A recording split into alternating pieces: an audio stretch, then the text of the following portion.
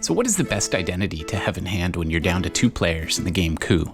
Let's check out which character wins the most so you know who you want, or who you need to pretend you've got. This is Flash from Legendary Tactics. Hands down, Coup is one of the best easy to learn games that you can take anywhere and play with anyone. With a finite number of cards, 15 total, 5 unique, and 3 copies of each card, it means that there are some patterns that will develop. But Coup is a game where you don't get access to all the information. So your first goal is to get to the end game, and one strategy that can be effective to get you there is to minimize the amount of influence you take early in the game. This pits other players against each other. You're the underdog, so you're less likely to be targeted. So if you can ride out the early game, avoid making too many enemies, and get to the end game, where it's one-on-one, 2 players, each with 1 card, that's where this video is going to teach you who you want in hand and how to counter what your opponent has. There are 2 distinct parts to this game. There's the bluffing element, and of course, well, there's reality. Like poker, much of the game happens at the table with hunches and intuition and guesswork. And that part of the game is so variable that we can't cover it in this video. However, we can increase your chances of winning by knowing which identity beats the other in a straight up non-bluffing pairing. So let's look at all the possible combinations and see who wins each time. Then we'll break down the odds. In all of these scenarios, let's strip away bluffing and we'll put each character at 0 influence. This will let us know what the straight up odds are. Scenario 1. In the next 5 examples, you'll be the Duke. If your opponent is also the Duke, whoever goes first wins with a coup. If your opponent is the captain, they win by continuously stealing from you. If they're the assassin, whoever goes first wins. If you go first, you coup. If they go first, they get to 3 coins before you get to 7. If you're against the Contessa, you win. They never stood a chance. If you're up against the ambassador, their only play is to swap into the captain before you get to 7. This can go either way, but odds are slightly in your favor.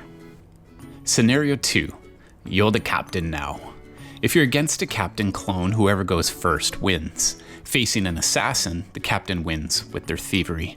Against the poor Contessa, you win every time. Facing the ambassador, whoever goes first wins with foreign aid. And as in scenario 1, you win against the Duke by stealing. Scenario 3, as the assassin. If you're facing another assassin, whoever goes first wins. First to 3 coins, kill them off. Against the Contessa, whoever goes first wins with foreign aid. If the ambassador switches to a Duke or captain fast enough, then they can beat you, but otherwise you do. So again, the ambassador is a bit of a toss-up. As above, against the Duke, whoever goes first wins. Against the captain, you lose. Scenario 4. You're the Contessa now. Against another Contessa, whoever goes first wins. Against the ambassador, they need to swap to a Duke or a captain before you get enough to coup. That's another unpredictable matchup. Next, she loses to both the Duke and the captain, and against the assassin, whoever goes first wins with foreign aid. The final scenario. Now you're the ambassador. Against the Duke, you win if you can switch to the captain in time. Against the assassin and the Contessa, you need to switch to the captain or a Duke. You have better odds of doing this than only looking to switch to the captain. So again, better odds in facing the assassin and Contessa. Against the captain, whoever goes first wins with foreign aid. Against the ambassador, it's fairly unpredictable. Whoever goes first does have a slight advantage, but it could go either way depending on who you draw. So, from an odds perspective then, from best to worst identity, this is the order. Captain's number 1. He wins 3 and splits 2. That puts him at 4 out of 5 odds. The Duke is next. They win 1, split 3, and lose 1. That's a 2.5 out of 5 score. The ambassador is third. They split 5 matchups. So again, that's 2.5 out of 5. I have ranked them lower than the Duke because the Duke wins 1, whereas the ambassador splits 5, and it's very unpredictable. Some people might put the ambassador below the assassin because they're a little less predictable, but I think it evens out. The assassin splits 4 and loses 1. That puts them at a score of 2 out of 5. And last is the Contessa. She splits 3 and loses 2. So that puts her at a score of 1.5 out of 5. So, without bluffing, the captain holds a massive advantage in heads-up 1 versus 1 endgame.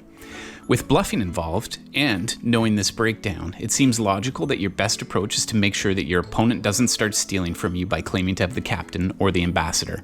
Whether you have them or not is irrelevant at this point. In a real game, you also have the added bonus of knowing what other identities are face up on the table, and this can also guide what the odds are that your opponent will have the dreaded endgame captain. So honesty can also be a very strong policy for endgame, but only if you have a strong probability of it actually working. Being honest about your Contessa, that's a losing strategy. Some people complain that the endgame is scripted, but you can use people's preconceptions against them. Some of the best endgame players are people who are good at creating doubt about what card they have in hand at the end. One way to achieve that is to claim 3 different roles in your first 3 turns. Usually, the false claim should be first. People are unlikely to call you in that first turn when there just isn't enough information out there to risk actually losing an identity. So you might also consider blocking someone's steal with the ambassador in one turn, and then in the next turn, steal from someone with the captain. They'll wonder why you didn't just block with the captain, and it'll sow some uncertainty in their minds. So overall though, knowing which character beats the other gives you a massive advantage. If you've got the odds-on favorite, play it straight up. If the matchup seems problematic, it's probably worth bluffing, even if that means pretending you have an ambassador in order to get the captain. Best of luck dominating your friends at Coup, and don't forget to stab the like and subscribe buttons.